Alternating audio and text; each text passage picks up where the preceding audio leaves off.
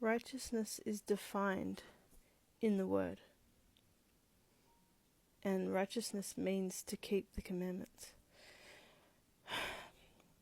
And you need to read the Old Testament to figure this out. And guess what? The New Testament references the Old Testament. It's all one book. It's all one message. If you're just reading the New Testament for some reason, that's stupid. You need to read the Old Testament as well.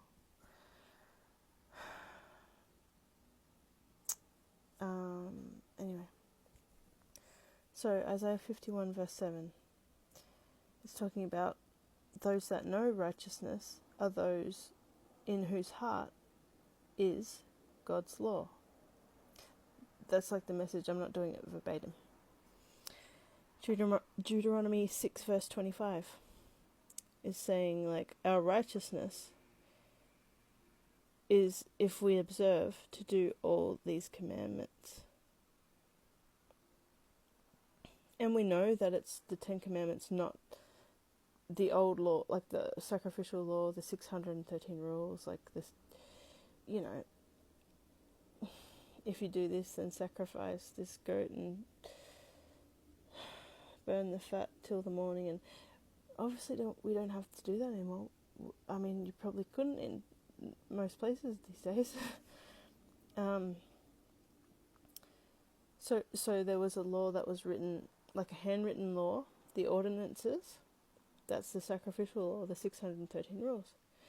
And then there is the law that was written in stone, the 10 Commandments, by God's finger, put into the ark to be kept, so preserved.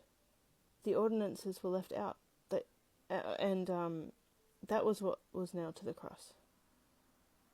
Because how do you nail the 10 Commandments written in stone tablets, to a cross? If they were meant to be saved and kept in the ark.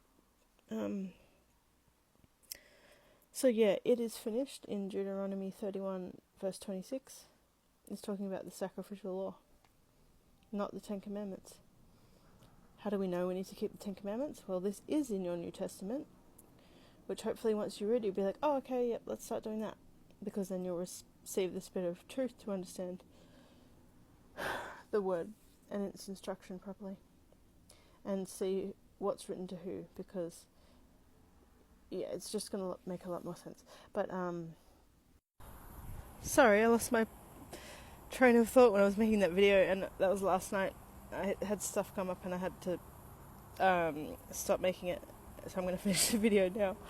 Alright, so I was about to read John 14:15, and I'm going to go on from there because the rest of that a couple verses after John 14:15 explains a little more and makes things pretty clear.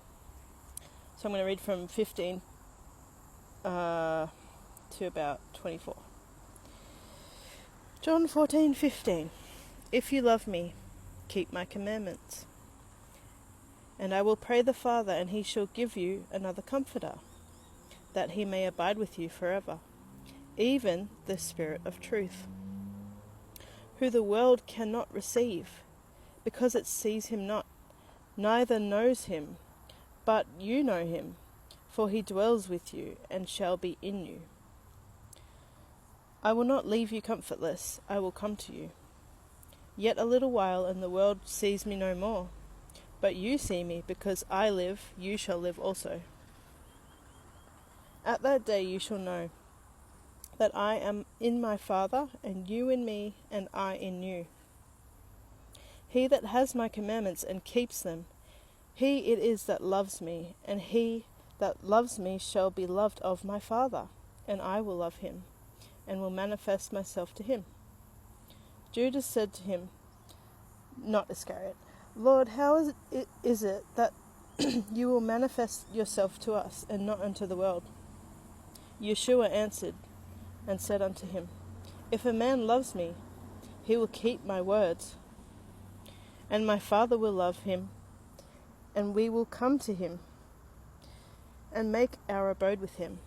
He that loves me not keeps not my sayings, and the word which you hear is not mine, but the Father's which sent me.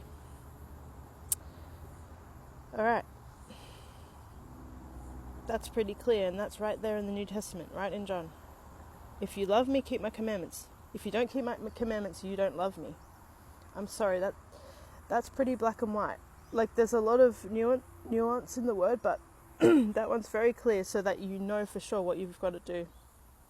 And then it's up to you whether you want to give up your worldly life, your own ways, your own ambitions, to follow God, to follow Yeshua's way, to live as he did.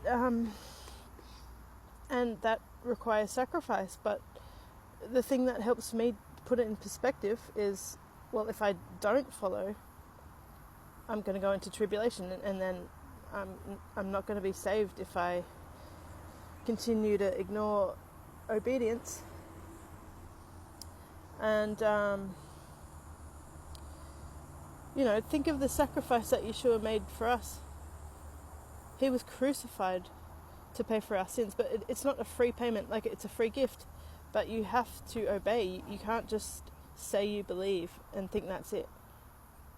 If that's the case, what's the point of even having the Bible and reading it? If it's just, you just believe and you're saved,